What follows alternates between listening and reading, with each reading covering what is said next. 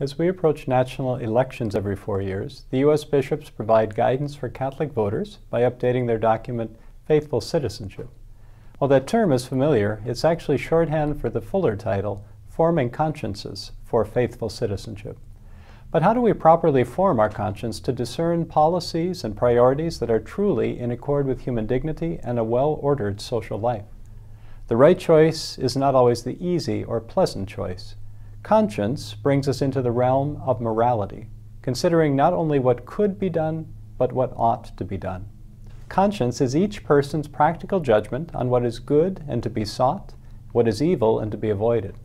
While conscience naturally has a strong subjective element, it can't be based solely on personal preferences, as sincere as they may be. Properly understood, conscience discovers moral truth. It does not create it. It applies universal truths rather than manufactures them. While we must sincerely follow our conscience, sincerity alone does not guarantee a right judgment. Conscience alone is not infallible. It might make you sure, but it won't necessarily make you right. Thus, Catholic thought always appeals not simply to conscience, but to a well-formed conscience. While each person has the natural capacity to discern right and wrong, this capacity must be formed and at times corrected, so that one's conscience is an accurate and reliable reflection of objective truth. In an increasingly secularized culture, Catholics may feel politically homeless, that no party or candidate fully represents our convictions and priorities.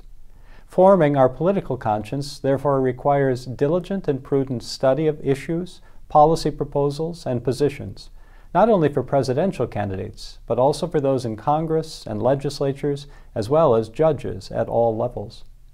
In addition, a proper hierarchy or ordering of issues is needed. The fundamental right to life itself is the foundation and basis of enjoying any other good.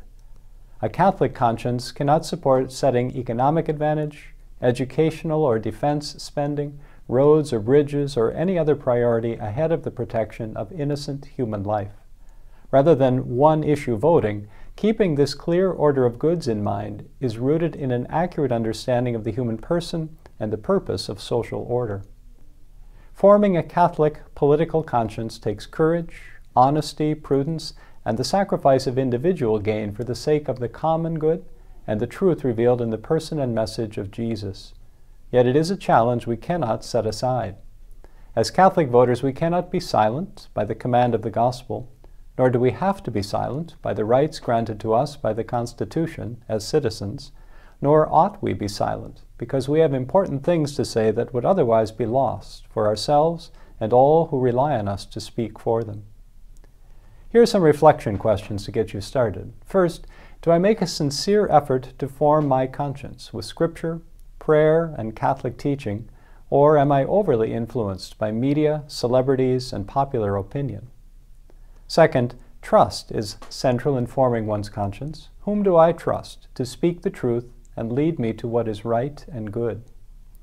Third, when I consider voting for political parties and candidates, do I measure their positions and proposals on issues in line with the priorities of Catholic social doctrine, protecting the life and dignity of persons, the importance of family and community, balancing rights and responsibilities, the dignity of work and workers, the option for the poor and vulnerable, solidarity with my brothers and sisters in God's family, and stewardship for God's creation?